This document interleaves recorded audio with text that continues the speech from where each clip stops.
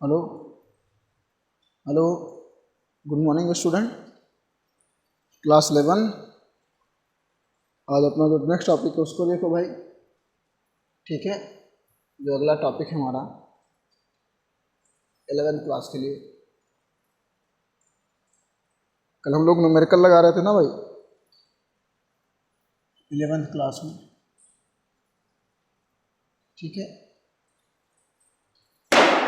देखो आज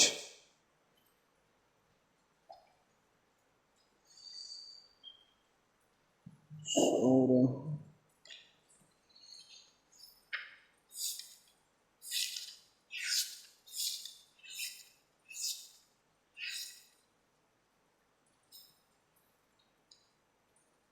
कल ग्राफिकल मेथड का न्यूमेरिकल शायद नहीं हुआ था, हाँ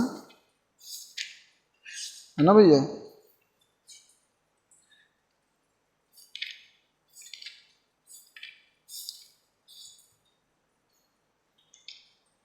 चलो देखो आज एक सवाल देख लो।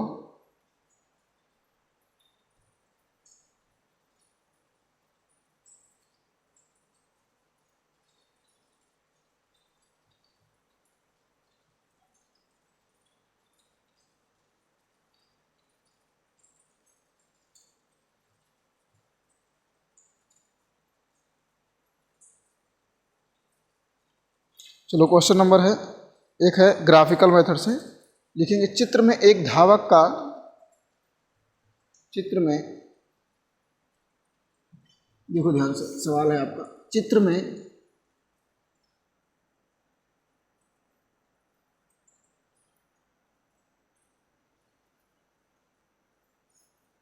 चित्र में एक धावक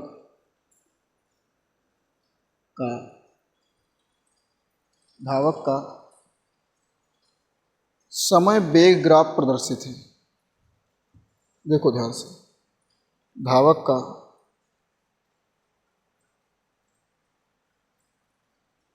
का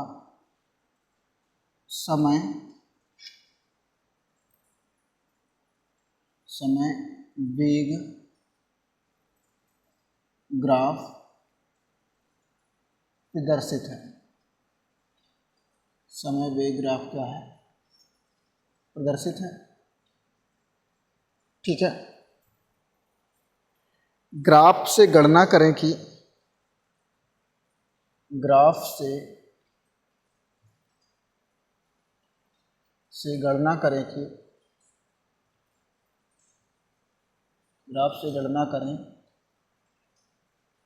कि गणना करें कि 16 सेकंड बाद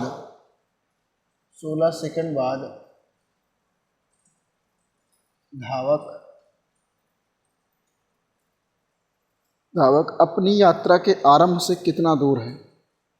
ठीक है ना, धावक अपनी यात्रा के आरंभ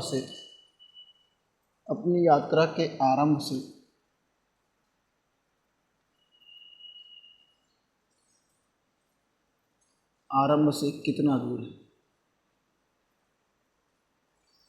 कितना दूर है। ठीक है ना भैया। और उसके बाद में क्या करा है, यह भी ज्ञात करें कि 11 सेकंड पर धावक का त्वरण क्या है। यह भी ज्ञात करें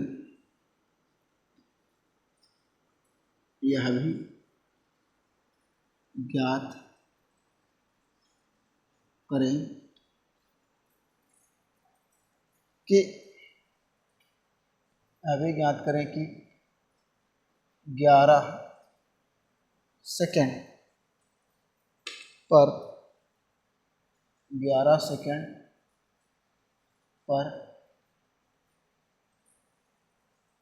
धावक का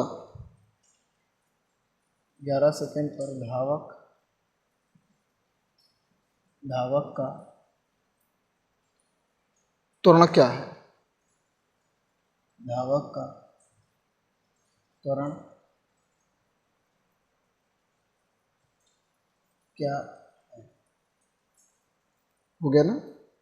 चलो देखो ध्यान से।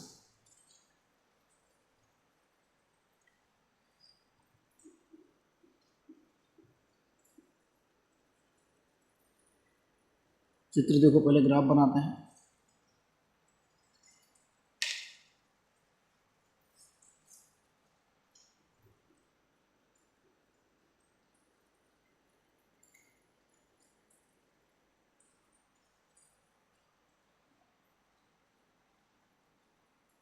जो सवाल देखो, सवाल में ग्राफ दिया रहेगा, ठीक है ना?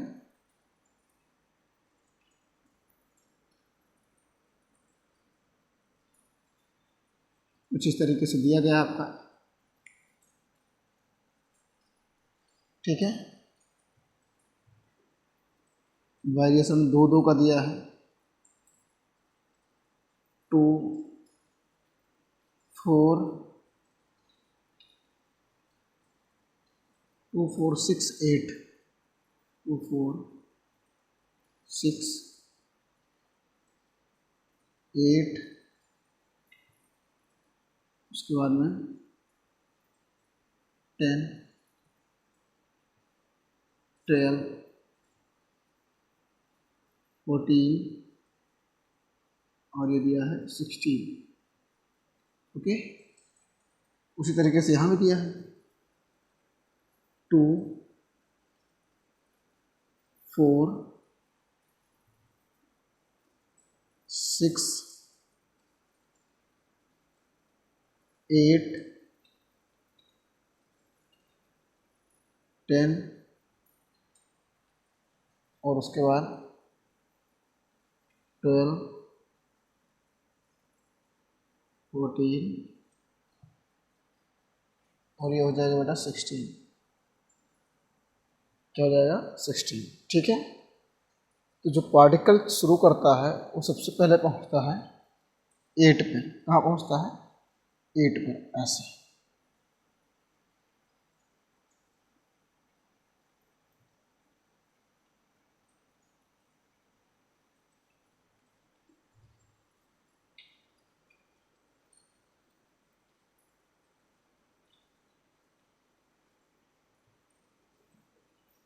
इस तरीके से जो 2 पे है।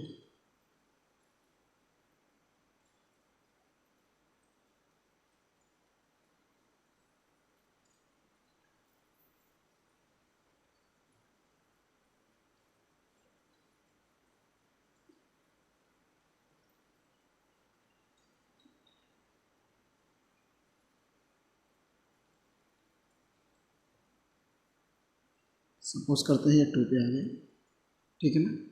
और पार्टिकल ये हमारा ऐसे है, ऐसे, ठीक है। और उसके बाद ये 10 तक जाता है। सपोज करते हैं 10 यहाँ है,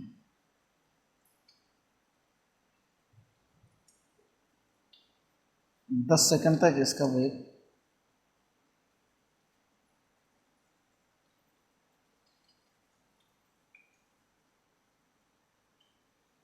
कुछ इस तरीके से, ठीक है।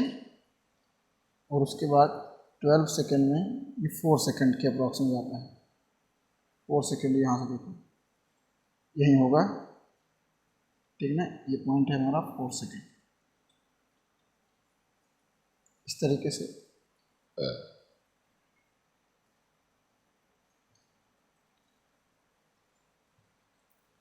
वो लास्ट चला जाता है 16 सेकंड पे, ऐसे, ठीक है ना? समझ में आ गया?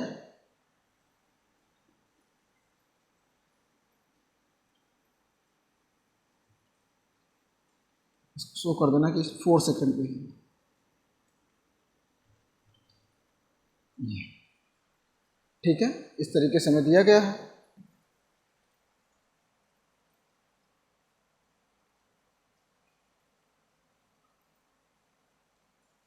ये है हमारा वेग O A B C D E F G H और इसका नाम रख दे रहे हैं आई। ज़्यादा अच्छा रहेगा ना। चलो देखो ध्यान से, ये है हमारा वेग, ये क्या है, वेग है, ये है हमारा वेग, और ये क्या है, समय। ये क्या है बेटा, समय। ठीक है ना, वेग और समय। तो यहाँ से लिखेंगे क्या, वो ध्यान दो। यहाँ से लिखेंगे कण द्वारा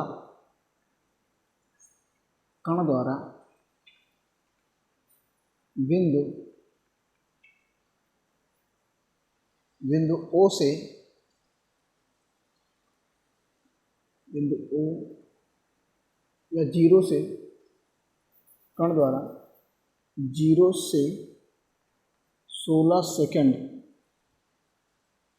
के बीच, 0 से 16 सेकंड के बीच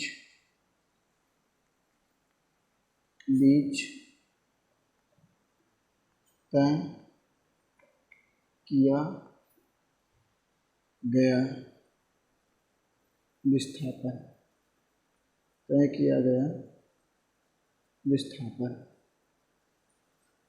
ठीक है, तय किया गया विस्थापन बराबर लिख सकते हैं। देखो ध्यान से, कण द्वारा 0 से 16 सेकंड के बीच तय किया गया विस्थापन, लिखेंगे ओ ए सी जी एच, ओ ए सी जी एच का क्षेत्रफल। हमें क्षेत्रफल निकालना पड़ेगा भाई। यहाँ लिखने चल रहे हैं, इधर यहाँ लिख रहे हैं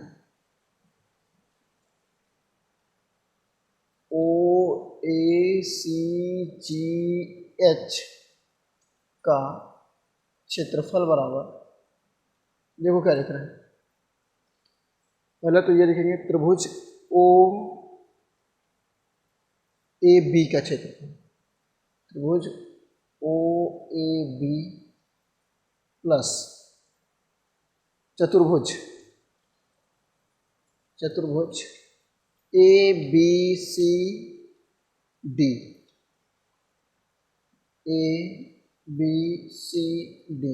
और plus C I E, plus त्रिभुज सी आई ई, और प्लस आई ई डी एफ, प्लस चतुर्भुज आई ई डी एफ, और प्लस क्या हो जाएगा बाबू, प्लस ई जी एफ एच, प्लस चतुर्भुज ई जी एफ एच हो जाएगा। त्रिभुज ओ ए बी प्लस चतुर्भुज A B C D plus त्रिभुज सी आई ई प्लस चतुर्भुज I E D F plus चतुर्भुज ई जी एफ एच हो गया। सूत्र जानते हो, इसका लिख सकते हैं 1/2 आधार, यहाँ से लिखेंगे 1/2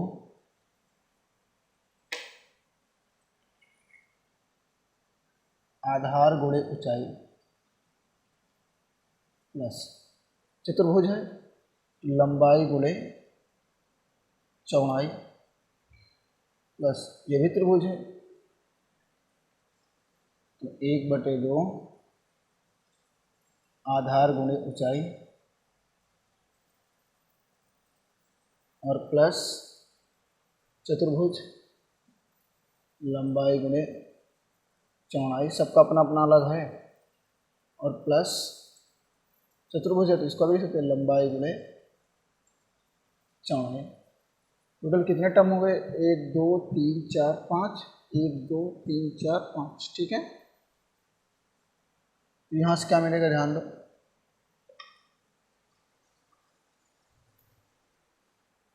यहाँ से मिलेगा 1/2,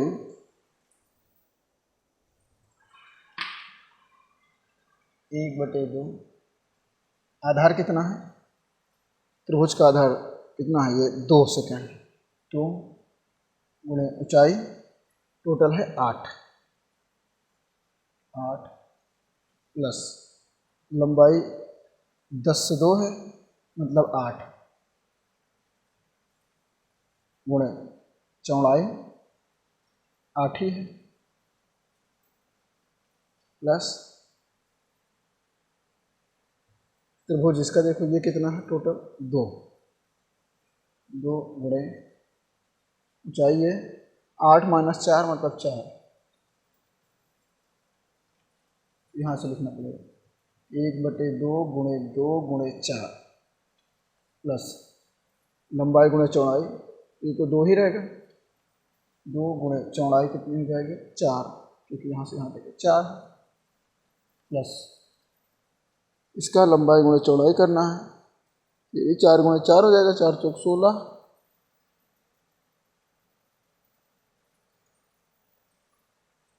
चार गुणे 4, ठीक है।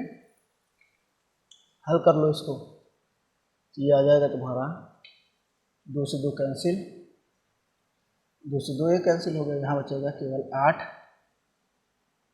प्लस 8 × 64 प्लस 4 प्लस 4 × 8 प्लस 4 चौक 16, तो 8 8 16 4 20, 16 4 20 प्लस 16 और प्लस 64 हो जाएगा, ठीक है।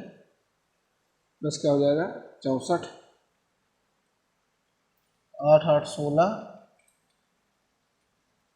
ये 8 हो गया और 64 यहाँ 4 बचा, 4 दूना 8 हो जाइए, 4 चौक 16,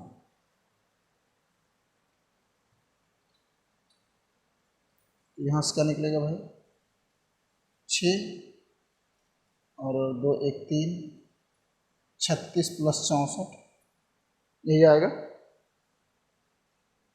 36 4 40 0 और 6 3 9 9 1 10 100 मीटर, मतलब वो प्रारंभ से कितना दूर है बेटा 100 मीटर, कोई दिक्कत तो नहीं है 100 मीटर, ठीक है। अगला सवाल इसमें पूछा था, ज्ञात करें कि 11 सेकंड पर धावक का त्वरण क्या है, यानी 11 सेकंड पर यहाँ से 10 और 12 के बीच में यही कहीं 11 होगा, 11 सेकंड, ठीक ना।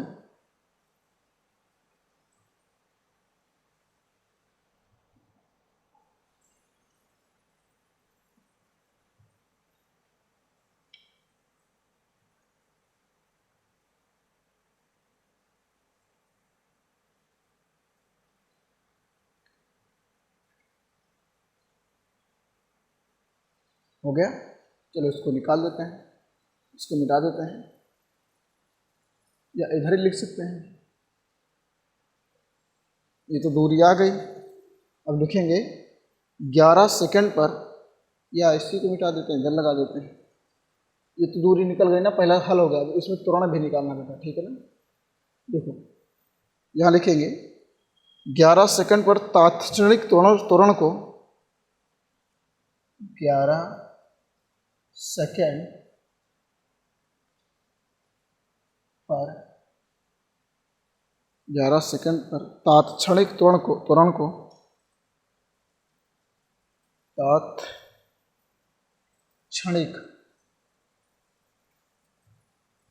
तात्क्षणिक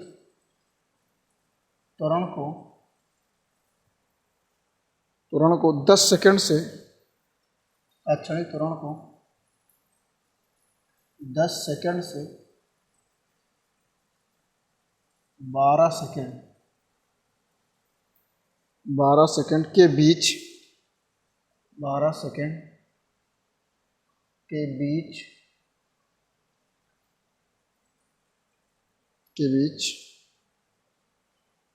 औसत त्वरण के बराबर ले सकते हैं। बीच औसत त्वरण के बराबर ले सकते हैं, ले सकते।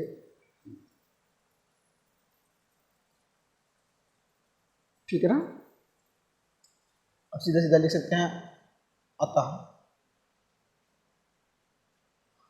तात्क्षणिक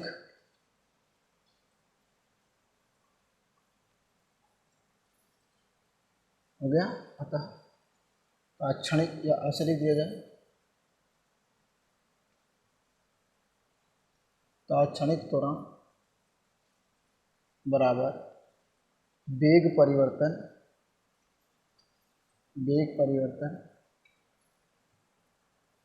बटे समय। वेग परिवर्तन तात्क्षणिक त्वरण के लिए देखो भाई, 4 से 8 ऊपर से नीचे रहा ना, तो ये प्रारंभिक हो गया। वेग परिवर्तन होता है v minus you upon T2 minus T1 delta T, जिसे कह सकते हो। तो v की वैल्यू यहाँ कितना है 4, और माइनस u की वैल्यू 8, और बटे T2 की वैल्यू कितनी है 12 माइनस 10। ठीक है ना, नीचे लिख सकते हैं 12 माइनस 10, यह हो जाएगा 4 माइनस 8 करेंगे बेटा कितना आएगा -4, और बटे 12 में से 10 गया 2, 2 एक कम 2 दूना 4, -2 मीटर पर सेकेंड। ये आपका न्यूमेरिकल सॉल्व होगा। जल्दी करो, टाइम टेकन न्यूमेरिकल है ग्राफिकल से, बाकी और कुछ भी नहीं। ठीक है, जल्दी कर लो भाई।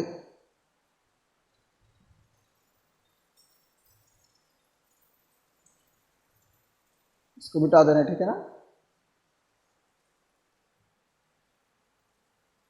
सारे टाइप के सवाल हो गए हैं आपके, अवकलन, समाकलन,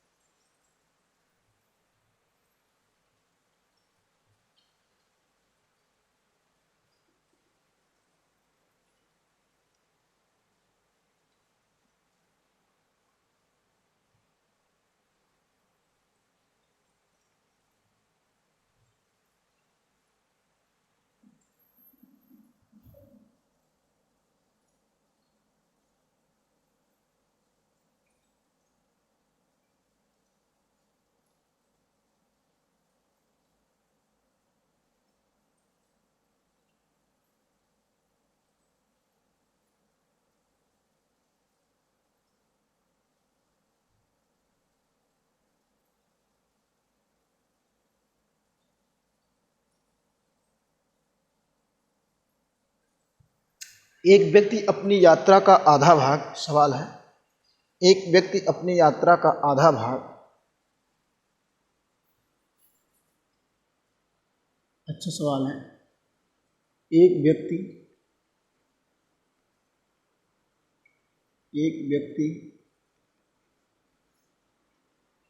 अपनी यात्रा का आधा भाग, अपनी यात्रा का आधा भाग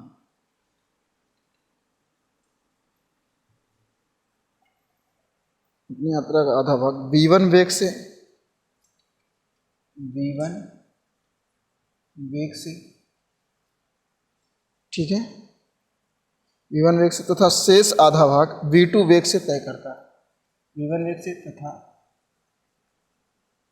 शेष आधा भाग v2 वेग से तय करता है। तो शेष आधा भाग v2 वेग से तय करता है। v2 वेग से तय करता है। ठीक है, v2 वेग से तय करता है। सिद्ध करो कि व्यक्ति की औसत चाल, सिद्ध कीजिए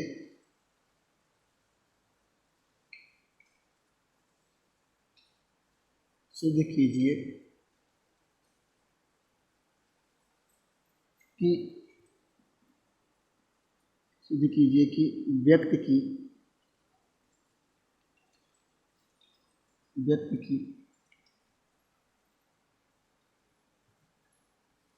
की औसत चाल औसत चाल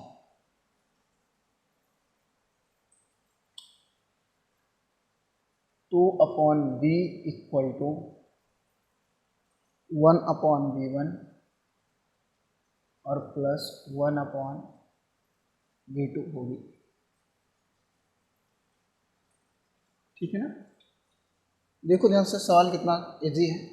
एक व्यक्ति अपनी यात्रा का आधा भाग v1 से तथा शेष यात्रा का आधा भाग v2 से तय करता है। मतलब अगर हम एक व्यक्ति, ये हो गया बिंदु ए और ये हो जाएगा हमारा बिंदु बी। ठीक है, और ये टोटल अगर दूरी हम x ले लेते हैं, कुल दूरी कर लेते हैं बेटा x।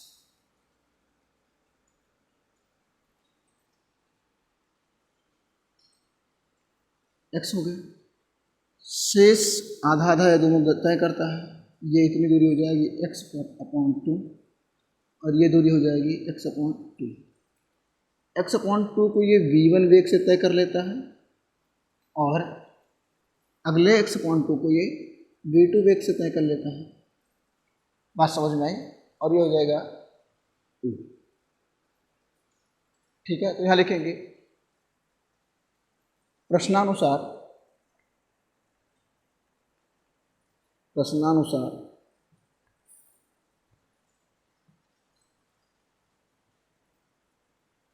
AO के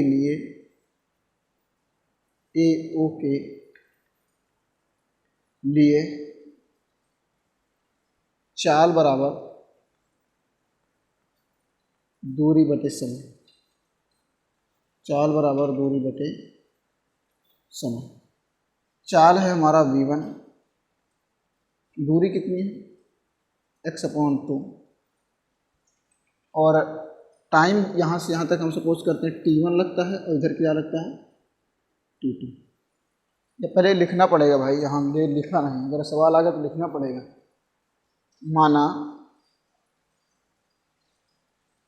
यहाँ लिखना पड़ेगा, माना व्यक्ति द्वारा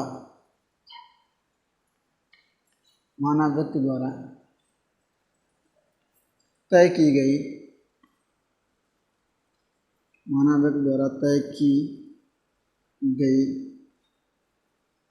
कुल दूरी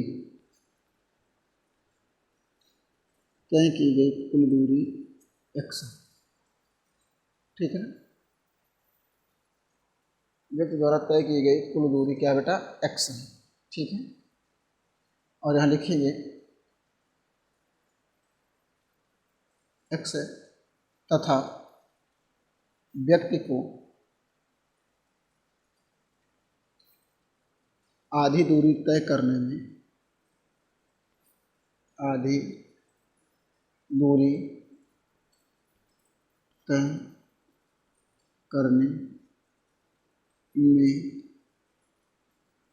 लगा समय t1 तथा अगली आधी दूरी तय करने में लगा समय तथा अगली आधी दूरी तय करने में लगा समय t2 है। ठीक है, लगा समय क्या बेटा t2 है। यहाँ से लिखेंगे AO के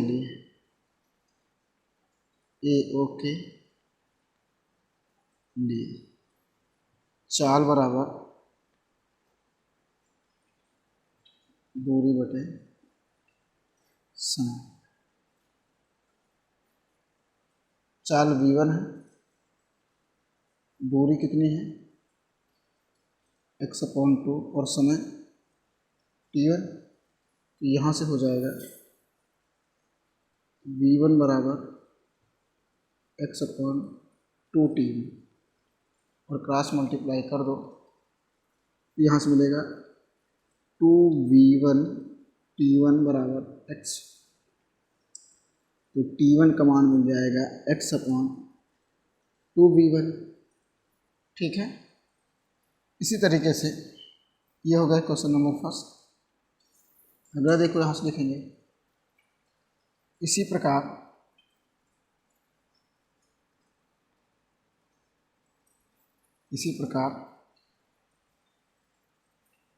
OB के लिए ठीक है, OB के लिए बात करेंगे तो यहाँ भी लिखेंगे चाल बराबर दूरी बटे समय। चाल बराबर दूरी बटे समय, यहाँ से हो जाएगा चाल v2 दूरी x/2 नीचे t2 हो जाएगा। तो ये ऐसा ही लिख सकते हो v2 = x/2 t2। यहाँ भी क्रॉस मल्टीप्लाई कर दो, हो जाएगा 2v2 t2 2v2 t2 = x means t2 = x/2v2। Equation number second. Okay भाई, अब यहाँ से लिख सकते हैं अतः व्यक्ति को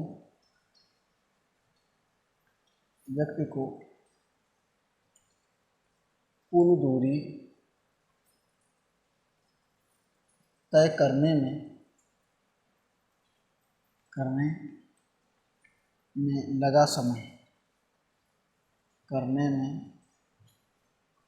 लगा समय, ठीक है, लगा समय, कुल दूरी तय करने में लगा कुल समय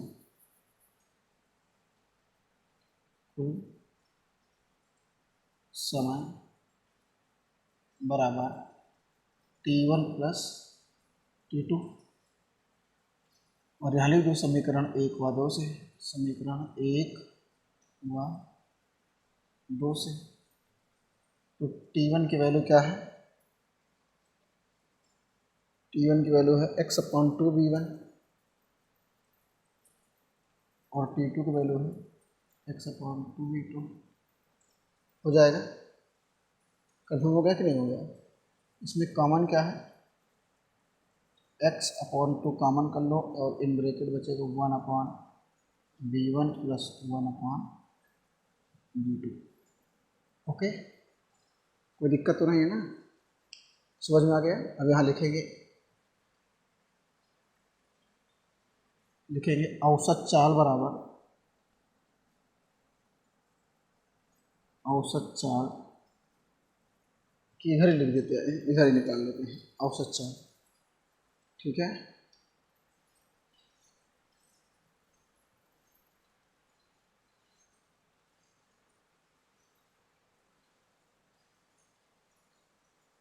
लिख दे रहे थे औसत चाल बराबर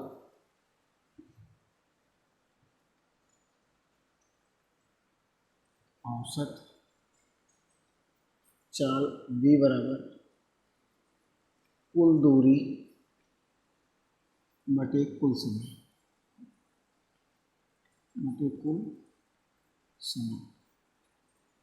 v बराबर कुल दूरी कितनी है? x अपॉन कुल समय x/2 in bracket 1/v1 + 1/v2। ये x कैंसिल, इसके साथ मल्टीप्लाई कर दो चाहे, ठीक है ना? तो क्या आएगा देखो ध्यान से, या ऐसे है v इक्वल टू, ये 2 ऊपर चला जाएगा तो 2/1/v1 प्लस 1/v2 हो जाएगा। कंफर्म हो गया कि नहीं हो गया? कोई दिक्कत तो नहीं है? तो इसको इसके नीचे ले आओ, ये हो जाएगा v/2 equal to 1/1/v1 plus 1/v2। और जब भैया इसको पलटेंगे इधर और इधर तो ये कितना आएगा देखो ध्यान से, ये हो जाएगा 2/v equal to 1/v1 plus 1/v2। Hence proved. जल्दी कर लो, ये हो गया। हो गया ना भैया? जल्दी करो तो।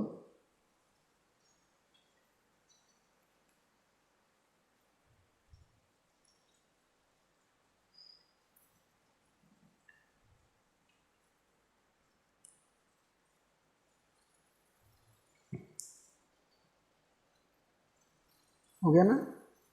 अब इसे हम इरेज कर दे रहे हैं।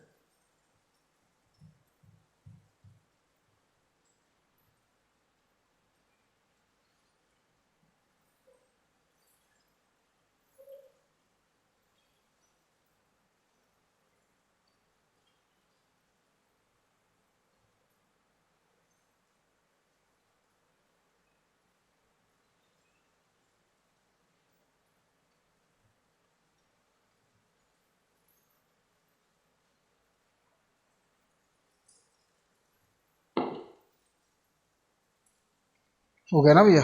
चलो देखो अगला। अगला सवाल क्या है, एक आधा और लगवा दिया जाए बस।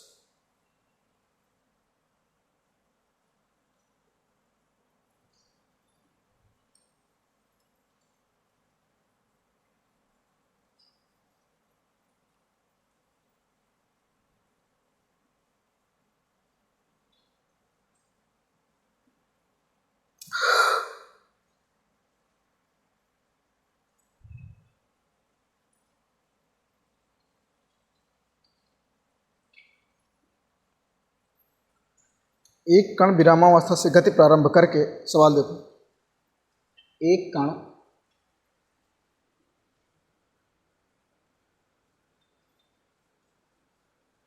कण विरामावस्था से, एक कण विरामावस्था से गति प्रारंभ करके, गति प्रारंभ करके 10वें सेकंड में, 10वें सेकंड में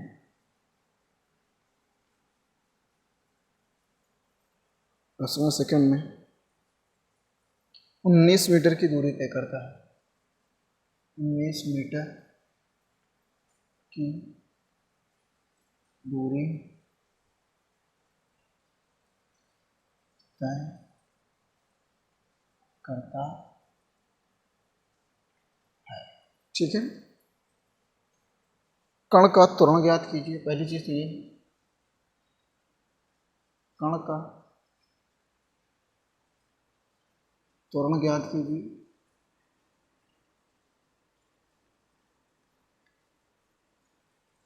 कण का त्वरण ज्ञात कीजिए, पहला है। और दूसरा भैया सेकेंड, कण द्वारा 12वें सेकंड में चली गई दूरी ज्ञात कीजिए। कण द्वारा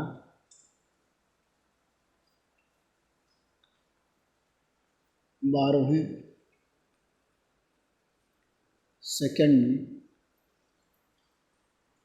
12वें सेकंड में चली गई दूरी, 12वें सेकंड में चली गई दूरी ज्ञात कीजिए। ठीक है ना?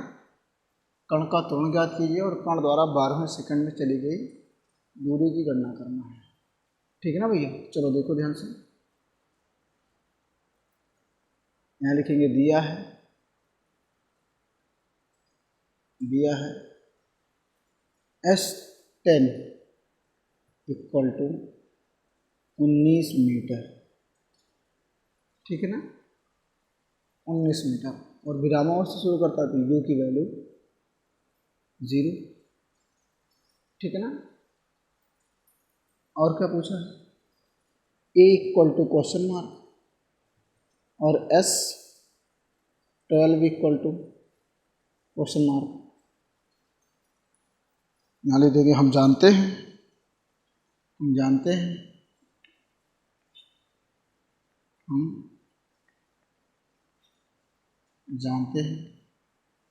कि ST में इक्वल टू होता है u प्लस हाफ a और इन ब्रैकेट 2t माइनस 1, ये होता है। समझ में आया, फॉर्मूला ये होता है, ठीक है ना भाई।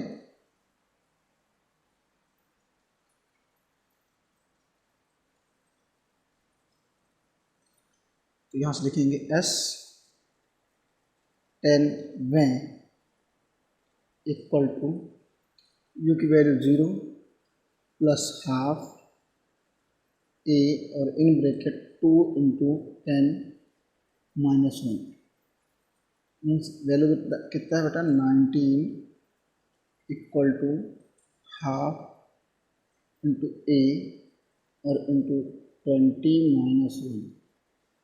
तो आंसर आएगा 19 इज इक्वल टू, ये हो जाएगा 19a और अपॉन 2। यहाँ से आंसर मिलेगा हम लोगों को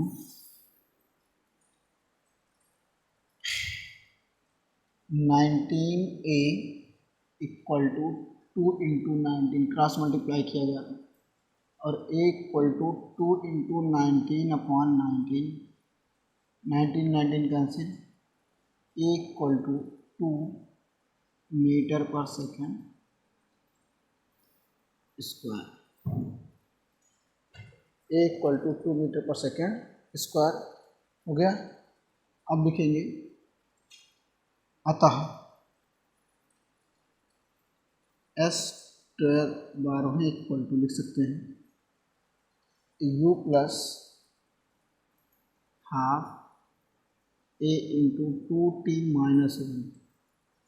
u की वैल्यू कितनी है बेटा 0 प्लस हाफ, a की वैल्यू है 10, सॉरी a की वैल्यू 2 निकाले हैं 2 और इंटू t, 2 इंटू टी की वैल्यू क्या हो जाएगा 12 माइनस 1। यहाँ से देखो 2 से 2 कैंसिल हो गया, यहाँ से कितना निकलेगा 2 12 दूना 24 माइनस 1 23 मीटर। नोट करो, ये आंसर होगा, ठीक है, जल्दी कर लो भाई। हो गया,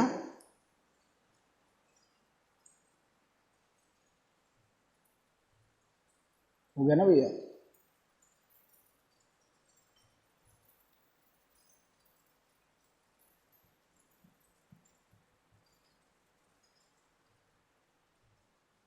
अब इसको हम इरेज कर दे रहे हैं।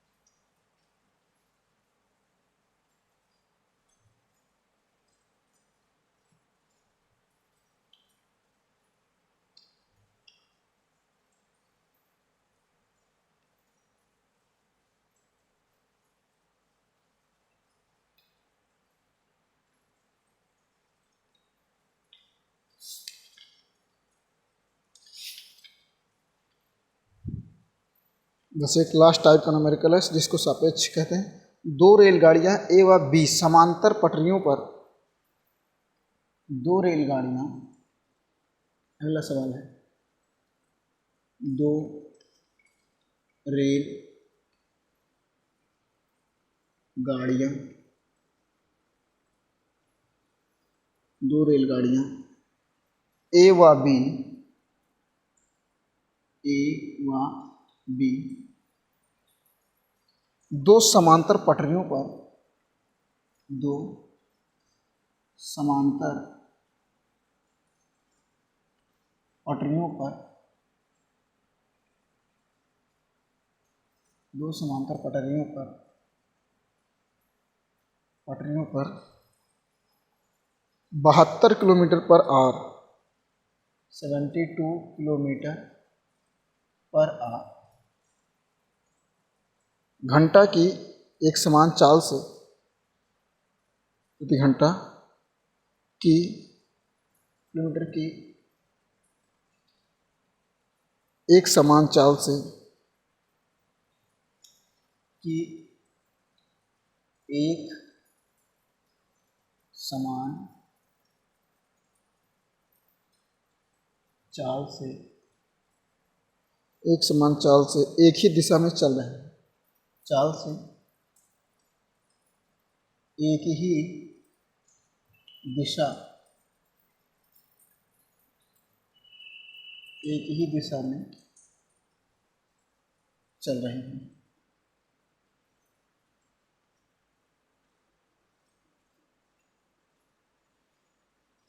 एक ही दिशा में चल रहे हैं, ठीक है।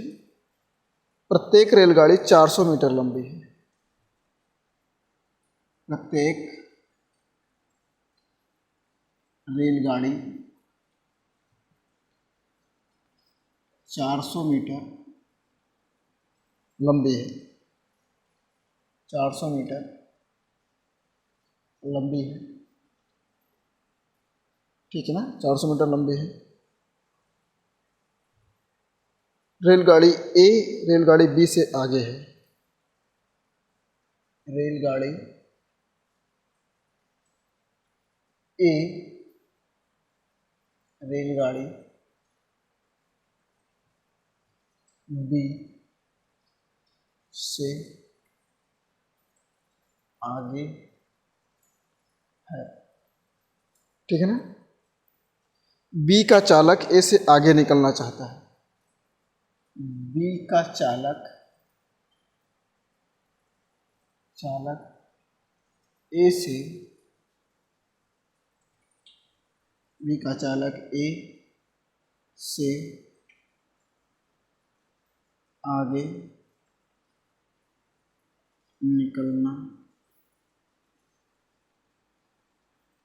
चाहता है, निकलना चाहता है तथा 1 मीटर पर सेकंड स्क्वायर से त्वरित करता है, तथा 1 मीटर प्रति सेकंड स्क्वायर से त्वरित करता है, त्वरित करता है, ठीक है। यदि 50 सेकंड पश्चात बी का गार्ड, यदि 50 सेकंड पश्चात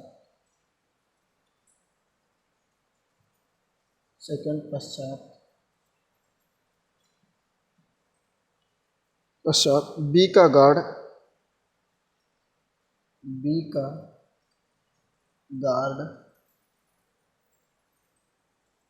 ए के चालक से आगे हो जाता है, गार्ड ए के चालक से आगे हो जाता है, ठीक है ना। ए के चालक से आगे हो जाता है तो दोनों के बीच प्रारंभिक दूरी ज्ञात कीजिए। तो दोनों के बीच प्रारंभिक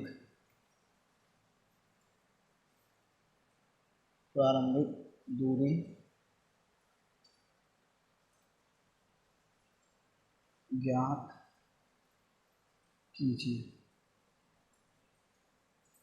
प्रारंभिक दूरी ज्ञात कीजिए, ठीक है।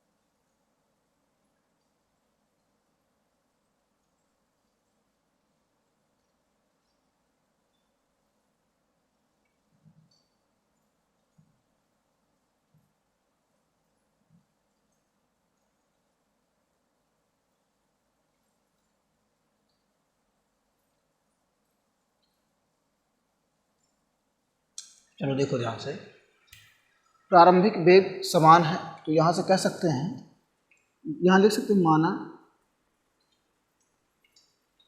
पहली रेलगाड़ी का वेग, पहली रेलगाड़ी का वेग, पहली रेलगाड़ी का वेग va तथा दूसरी रेलगाड़ी का वेग तथा दूसरी रेलगाड़ी का वेग vb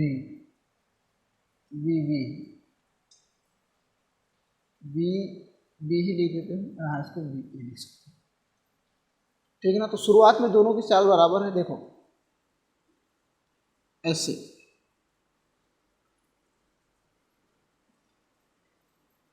ये कोई रेलगाड़ी है, ठीक है, और सपोज करो इसी से आगे एक रेलगाड़ी और चल रही है,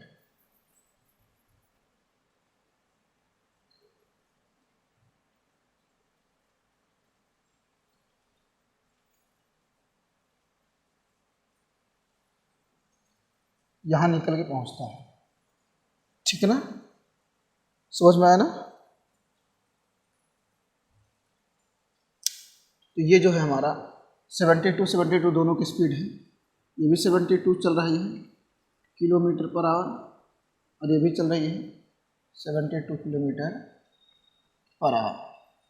बात समझ में आई, कंफर्म हो गया कि नहीं हो गया।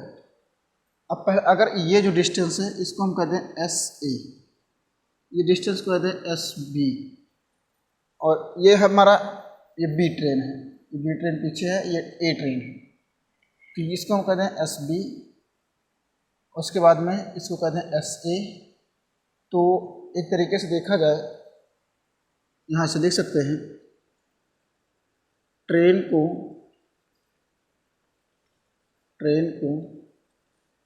पार करने के लिए, यहाँ लिखेंगे ए ट्रेन को पार करने के लिए बी को कुल S plus S A plus S B, ठीक है, एस बी दूरी तय करनी पड़ेगी,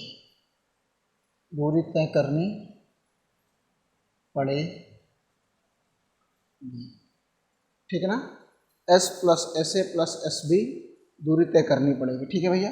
यहाँ दिया है V A equal to 72 kilometre per hour और वी बी इक्वल टू भी दिया है 72 किलोमीटर पर आवर। तो यहाँ से लिखेंगे क्या, वी ए इक्वल टू, इसको चेंज कर दो 5/18 से, तो 18 चौक 72, 72 और गुणे 5/18 से मल्टीप्लाई कर दिया जाए, 18 1 18 चौक 72, तो v बराबर आ जाएगा 4 पंचे 20 मीटर पर सेकेंड, ठीक है ना। और वी बराबर क्या हो जाएगा 20 मीटर पर सेकेंड, ठीक है ना। अब लिख सकते हैं b के सापेक्ष, लिखेंगे यहाँ पे वी ए या वी बी के सापेक्ष वी ए का वेग बराबर हो जाएगा V A minus V B, यानी 20 माइनस 20 इक्वल टू आंसर 0, ठीक है ना। और लिखेंगे ट्रेन बी का जो त्वरण है, ट्रेन बी का त्वरण हमें दिया है 1 मीटर पर सेकेंड स्क्वायर, ठीक है।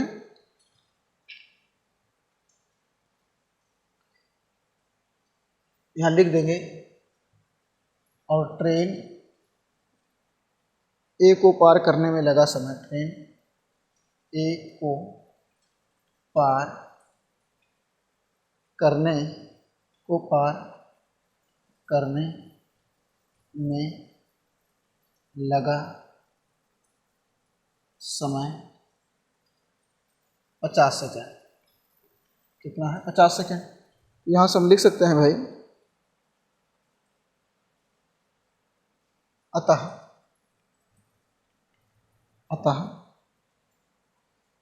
S plus S A plus S B equal to, यहाँ से हो जाएगा क्या बेटा?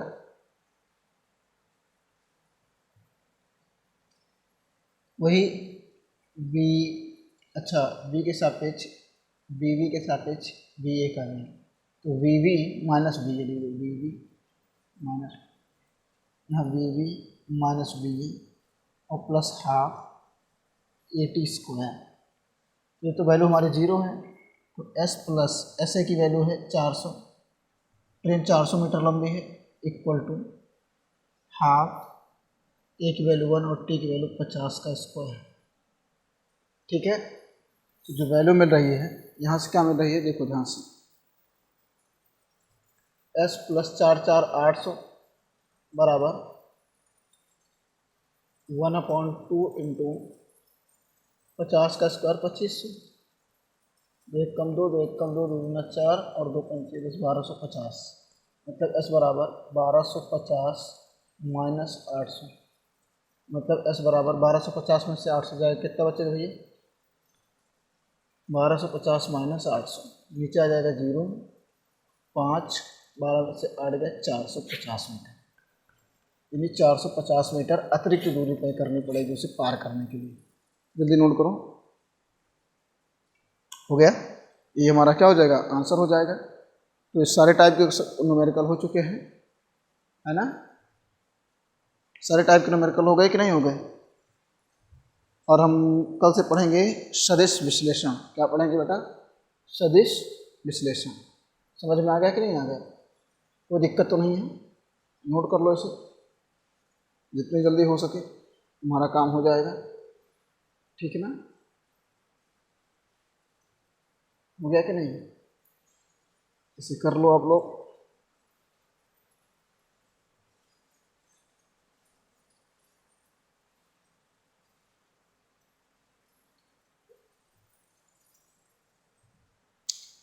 भाई मेहनत से पढ़ते रहो, कोई दिक्कत है तो पूछते रहो। जो भी लोग वीडियो देखते हो 1-2 कमेंट कर दिया करो, कैसे क्या प्रॉब्लम है, क्या कैसे क्या दिक्कत है। ठीक है ना? कमियां भी बता दिया करो, उसको सुधारा जाए। ठीक है, तो अगली वीडियो जो है हम लोग कल करेंगे। और कल हम लोगों का जो टॉपिक होगा वो होगा बेटा सदिश विश्लेषण। क्या पढ़ेंगे? सदिश विश्लेषण। ठीक है, सदिश विश्लेषण पढ़ना है। ठीक है ना? तो सदिश और अदिश राशियों के बारे में पढ़ना है। पहले पढ़ेंगे हम लोग सदिश राशि, और उसके बाद क्या पढ़ेंगे? अदिश राशि। ठीक है, अदिश राशि। ऐसे ही कल इस पर पूरी संपूर्ण चर्चा करेंगे। सदिश और अदिश की अगर जो बात कर रहे हैं हम, ठीक है,